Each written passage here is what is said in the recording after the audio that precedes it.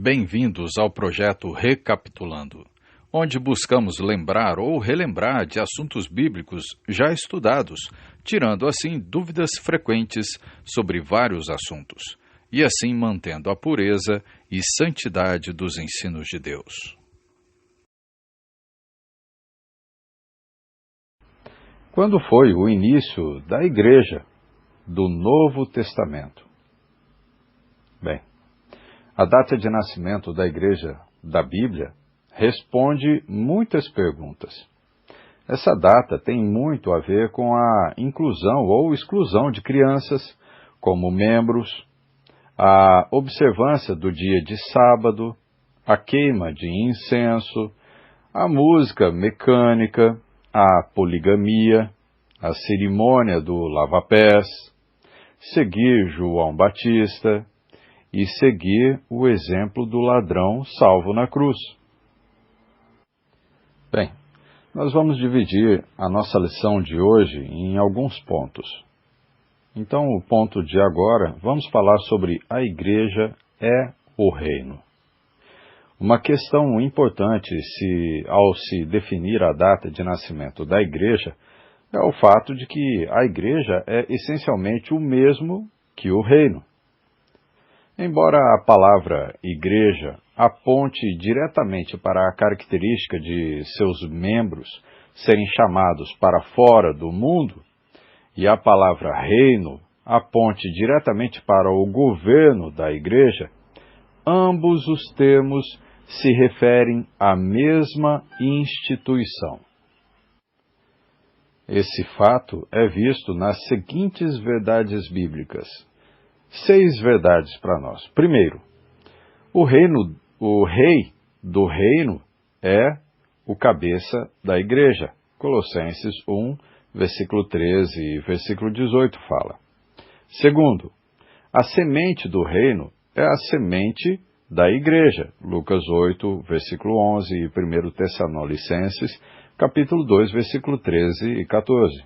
Terceiro, as chaves do reino foram usadas para abrir a porta da igreja. Mateus 16, versículo 19 e Atos, capítulo 2, versículo 47. Quarto, o batismo coloca um pecador dentro do reino e o batismo coloca um pecador dentro da igreja. João 3, versículo 5 e 1 Coríntios 12, versículo 13. Quinto, a mesa do Senhor é mencionado como estando no reino.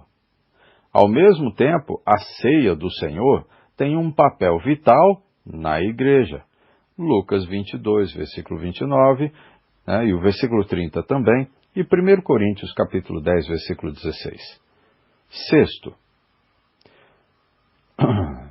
o reino de Deus é indestrutível, e a igreja também. Hebreus 12, 28 e Efésios 3, 20 e 21. Essas são várias passagens que nos mostram sobre a igreja é o reino. Agora um outro ponto.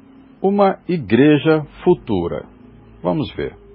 Até determinado domingo, que é chamado pelos judeus de o dia de Pentecostes, 10 dias após a ascensão de Jesus, no ano 30, a igreja ou o reino estava no futuro.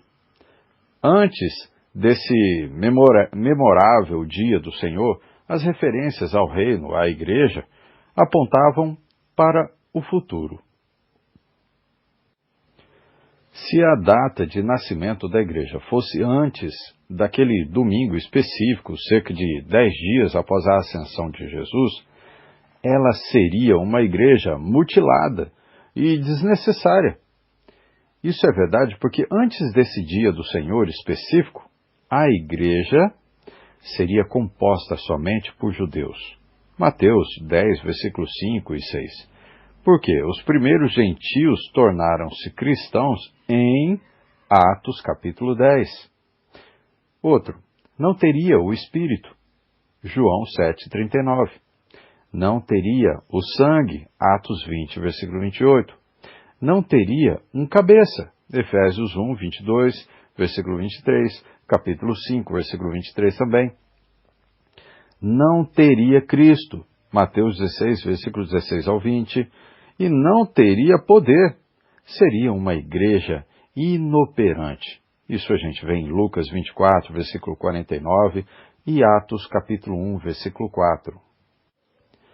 Após esse importante dia, ou melhor, esse importante primeiro dia da semana, chamado Pentecostes, as referências à igreja apontam para o passado.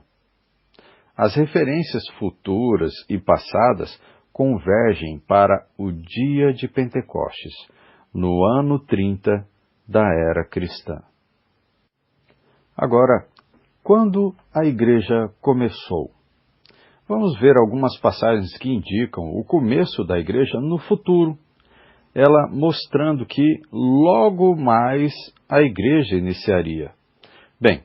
Bem passado, bem antes, nós vemos Daniel, capítulo 2, versículo 44. Daniel profetiza o reino, ou a igreja. Agora, Marcos, capítulo 1, versículo 15, João diz que o reino está próximo, para aqueles que já conhecem. Isso ainda, o reino ou a igreja ainda não tinha iniciado, mas vamos ver. Essas são passagens que indicam o começo da igreja lá no futuro. Ainda não começou, mas vai começar. Uma outra passagem, em Mateus capítulo 6, versículo 10, Jesus dizendo, venha o teu reino. Ainda não tinha vindo. Olha só, mais uma outra, Mateus 16, versículo 18. E Marcos, capítulo 9, versículo 1 também. Jesus promete edificar a sua igreja. Alguns ouvintes viverão para vê-las, outra não. Então Jesus aqui já está dizendo uma profecia, algo que vai acontecer, que ainda não aconteceu, mas ele promete que vai edificar. Uma outra passagem que conhecemos bem, Atos capítulo 1, versículo 8.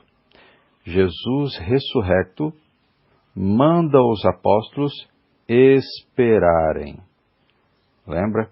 Vamos acompanhar. Bem, vamos ler do versículo 6 até o versículo 8, que diz assim, Atos 1, versículo 6. Então os que estavam reunidos lhe perguntaram, Senhor, será este o tempo em que restaures o reino a Israel? Respondeu-lhes, não vos compete conhecer tempos ou épocas que o Pai reservou pela sua exclusiva autoridade, mas recebereis poder ao descer sobre vós o Espírito Santo, e sereis minhas testemunhas, tanto em Jerusalém, quando isso acontecer, como em toda a Judéia e Samaria, e até aos confins da terra. Dita essas coisas, foi Jesus elevado às alturas então. Bem, uma outra passagem para complementar, nós temos aonde? Em Lucas. Lucas, capítulo 24, e versículo... Vamos começar no capítulo 24, versículo 46. Jesus ainda dizendo, e lhes disse, assim está escrito que o Cristo havia de padecer, e ressuscitar dentre os mortos no terceiro dia, e que em seu nome se pregasse arrependimento para remissão de pecados a todas as nações, começando de Jerusalém. Vós sois testemunhas dessas coisas. Eis que envio sobre vós a promessa de meu Pai. Permanecei, pois, na cidade de Jerusalém, até que do alto sejais revestidos de poder. Então vemos que Jesus ainda está falando sobre o reino ou a igreja que irá acontecer. Ainda está falando no futuro. Agora, o dia de Pentecostes é essa convergência entre o que está sendo dito sobre o futuro e o que vai acontecer no presente. E depois a gente tem as passagens que vão dizendo já que a igreja já estava estabelecida, o reino já estava ali. E aí já começa a falar sobre a igreja no sentido do passado, né? Então, olha só, vocês podem conferir em Atos capítulo 2, versículo 1 até o 44, que vocês vão lembrar, né, quem é que está falando. Bem, nesse ponto, a gente vê o que de Atos 2? A descida do Espírito Santo, né, porque eles estavam em Jerusalém, que é o local onde Jesus mandou eles ficarem, até receber o Espírito, né, a descida do Espírito. Depois acontece a questão do dom de línguas, porque naquele local estavam reunidos milhares de pessoas, né, que vinham de vários lugares de outros países, que a gente diz que são os que nasceram fora do país, fora do local, né, dali judaico. Bem, e aí depois vocês veem no versículo 14 em diante a pregação de Pedro. E depois também, é claro que os outros apóstolos também estavam falando, pregando, porque cada um falava numa língua diferente para eles. Mas aí então Pedro chama a atenção de todos com relação ao que eles estavam comentando. Parece que eles beberam ou alguma coisa nesse sentido. E aí então Pedro traz a revelação das profecias que foram ditas. Então, a revelação de profecia só acontece quando acontece o ponto, o local, ou melhor, o acontecimento aqui, para ser revelado. Já aconteceu, então, agora sim, vamos revelar. Então, esse é o ponto de convergência. Atos, capítulo 2, versículo 1 até o 41. Agora, as passagens que indicam praticamente o início da igreja, ou já falando dela, já acontecida, é logo depois, Atos, capítulo 2, versículo 47, fala sobre o quê? Convertidos são acrescentados. Olha, a igreja já estava estabelecida. Quando a igreja foi estabelecida? Ali no primeiro século, 30, né, depois de Cristo. Atos capítulo 2, versículo 47 mostra, né, os convertidos são acrescentados a eles, ou no caso, à igreja, ou no caso, ao reino. Outra passagem, Atos 8, versículo 1 até o 4, mostra que a igreja é perseguida. Olha, já aconteceu. A igreja já estava estabelecida. Mas qual igreja? A igreja, que é a reunião dos santos, né? A congregação dos santos, né? A união deles. Então, a igreja também, como a gente já viu, né? É chamada de vários nomes, várias palavras, dando referência a esse grupo de pessoas, porque a igreja é isso, é um grupo de pessoas, né, chamadas para fora desse mundo. Então, a igreja era perseguida. Atos, capítulo 14, versículo 23, também fala, né, que os presbíteros nomeados em cada igreja, ali mostrando, Atos capítulo 14, versículo 23, presbíteros de onde? Da igreja, mas igreja local, ou no caso, da reunião local daqueles irmãos em cada ponto. Né? Eles se reuniam na cidade tal, né? Ou talvez no bairro tal da cidade tal, como a gente encontra hoje, a cidade é muito grande. Um exemplo, São Paulo, ou até mesmo aqui em Araçatuba, com 3 congregações bem distantes uma da outra, mas todas unidas, porque pregam a mesma palavra. Né? Outra passagem nós vemos em 1 Timóteo, capítulo 3, versículo 15, que a igreja estabelecida praticamente nessa passagem, já dando a referência da igreja já estabelecida. E, por fim, Apocalipse, capítulo 1, versículo 5, capítulo 6, versículo... ou melhor, capítulo 1, versículo 5 e o versículo 6, e também capítulo 2, versículo 1, as igrejas estabelecidas. Lembrando que Apocalipse traz as 7 cartas, as 7 igrejas, então as igrejas já estavam estabelecidas e foi escrita então cartas para cada uma delas. Ok. Tudo isso acontece 30 anos depois de Cristo. Né? Já ali Atos 8, no ano de 40 depois de Cristo, Atos 14, 45 depois de Cristo, 1 Timóteo, né, a carta escrita, 1 Timóteo, capítulo 3, que a gente viu, é 65 depois de Cristo, o ano 65, quando Paulo escreve essa carta. E por fim, Apocalipse, né, no ano de 96 depois de Cristo, escrita pelo apóstolo João. Agora vamos ver um outro ponto. As importâncias de se estabelecer o início da igreja. Bem, a vinda do reino ou a igreja com poder, que a gente vê em Marcos 9, versículo 1, Lucas 24 e 49, no dia de Pentecostes, como vimos, no ano 30. É salientada distintamente nas Escrituras como começando em Jerusalém. E outra passagem, Lucas 24, versículo 47, que nós temos em Atos 11, versículo 15. Bem, esse estabelecimento distinto de uma data de nascimento não significa que nenhum dos ensinos de Jesus anterior a esse dia não esteja em vigor atualmente.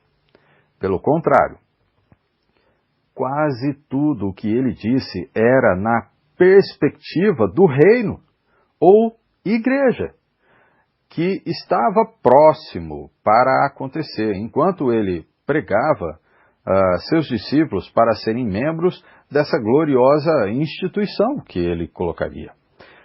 Os princípios apresentados por Jesus no Sermão do Monte, que nós conhecemos, Mateus capítulo 5 até o capítulo 7, seu ensino sobre como tratar um ofensor, Mateus 18, versículo 15 até o versículo 17, e seu ensino sobre casamento e divórcio, Mateus 19, versículo 3 e 9, foram incluídos na ordem geral em Mateus 28, versículo 20. Devemos observar tudo o que ele ordenou. Bem, todavia, algumas coisas que fizeram parte da vida de Jesus não foram incluídas no cristianismo, como a observância da Páscoa judaica, isso de Mateus 26, versículo 18, e do sábado, Lucas, capítulo 4, versículo 16. Não temos de obedecer às instruções que foram dadas para situações específicas, como não levar bolsa nem sandália, de Lucas 10 e 4, que Jesus estava falando para os discípulos. Pregar somente para judeus, Mateus capítulo 10, versículos 5 e 6. E não dizer a ninguém que Jesus é Cristo, Mateus 16, versículo 20. Da mesma forma, a lavagem dos pés dos discípulos feita por Jesus jamais foi idealizada para se tornar uma prática entre os membros da igreja. Tanto antes, que é em Gênesis 18, versículo 4, e Lucas 7, e versículo 44, como depois, que é 1 Timóteo, capítulo 5, versículo 10, da igreja ser estabelecida, a lavagem dos pés era praticada como um ato de hospitalidade caseira. Jamais foi um ritual da igreja ou do reino estabelecido. Durante os dias do ministério pessoal de Jesus, ele teve o poder de perdoar os pecados em quaisquer condições que lhe agradasse. Marcos 2, versículo 10. E é quase certo que o ladrão na cruz foi salvo sem ser batizado. Mas o mesmo Senhor que deu ao ladrão palavras consoladoras ordenou mais tarde que todas as pessoas fossem batizadas. Marcos 16, versículo 15 e 16. Isso que aconteceu do ladrão na cruz, ainda estavam vivendo na velha lei. E Jesus, sendo Deus, estava ainda no mundo. Ele podia decidir o que ele quisesse. Tanto é que depois da sua ida, a ordem é que todas as pessoas fossem batizadas em nome do Pai, do Filho e do Espírito Santo. Bem, a regra para todas as pessoas serem batizadas para a remissão dos pecados foi primeiramente anunciada no dia em que a igreja nasceu. Quem é sábio não procura, na época anterior ao nascimento da igreja, as instruções para ser salvo. Se fizer isso, não saberá se deve seguir o exemplo do ladrão ou do sacrifício de animais feitos por Abel. Em contraste com isso, se seguirmos o ensino claro sobre o começo da igreja com poder no dia de Pentecostes, permitindo que ele exerça o devido efeito em nossas vidas, saberemos exatamente o que fazer para ser salvo no dia de Pentecostes. Aqueles que aceitaram com alegria a palavra de Deus não a refutam em favor de algo que talvez tenha acontecido com o ladrão antes daquele dia. Em vez disso, arrependeram-se de suas vidas erradas e foram batizados em nome do Pai, do Filho e do Espírito Santo. Atos 2:41. Uma das razões da inclusão bastante difundida hoje de bebês e crianças como membros é o fato de se considerar sem importância a data do início da igreja do Novo Testamento. Embora seja certo que os bebês eram incluídos na aliança entre Deus e a Israel do Antigo Testamento e durante a vida de Jesus, um princípio ou condição fundamental da igreja que Jesus veio estabelecer é que cada membro deve conhecer ao Senhor. Hebreus 8:11. Vejam, diz assim: E não ensinará jamais cada um ao seu próximo, nem cada um ao seu irmão, dizendo, conhece ao Senhor, porque todos me conhecerão, desde o menor deles até ao maior. Por isso, no dia em que a igreja começou, quando foi pregado o Evangelho de Cristo, a boa notícia, só foram batizados os que tinham idade suficiente para aceitar a palavra pregada, para ter entendimento, que tinham entendimento do que estava sendo pregado ali pelos apóstolos. Bem, a queima de incenso e a música mecânica eram empregadas na adoração antes do dia de Pentecostes. Mas os apóstolos que tinham o poder de Cristo para ligar e desligar, em Mateus 18, versículo 18, omitiram ambas as práticas na igreja do Novo Testamento. Apesar disso, alguns recorrem à adoração do Antigo Testamento, anterior ao dia de Pentecostes, e importam de lá, do Velho, tanto a queima de incenso como o uso de música mecânica para a adoração cristã. Alguns rejeitam o incenso, mas importam a música mecânica também. Quando se reconhece a importância da igreja ter começado no dia de Pentecostes, no ano 30 da era cristã, esses problemas são solucionados automaticamente. Alguns remontam à grande obra de João Batista e tentam segui-lo. Todavia, por mais importante que João tenha sido, a sua obra foi apenas preliminar. Veja, Lucas 1:17 e você também vê em João 1:15. O começo da igreja do Novo Testamento deu-se depois que João foi decapitado.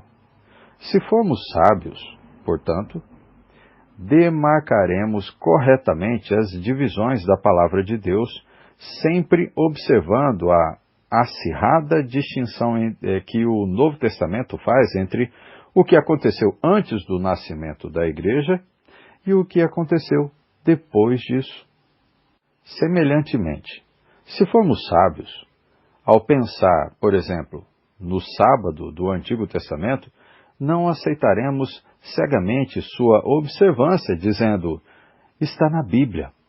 Em vez disso, verificaremos em que parte da Bíblia se encontra essa ordenança.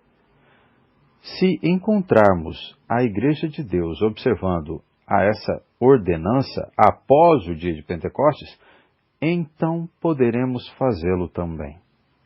Todavia, se descobrirmos que, embora o sábado tenha sido anteriormente uma ordenança divina, ele não fazia parte da prática da igreja após o dia de Pentecostes.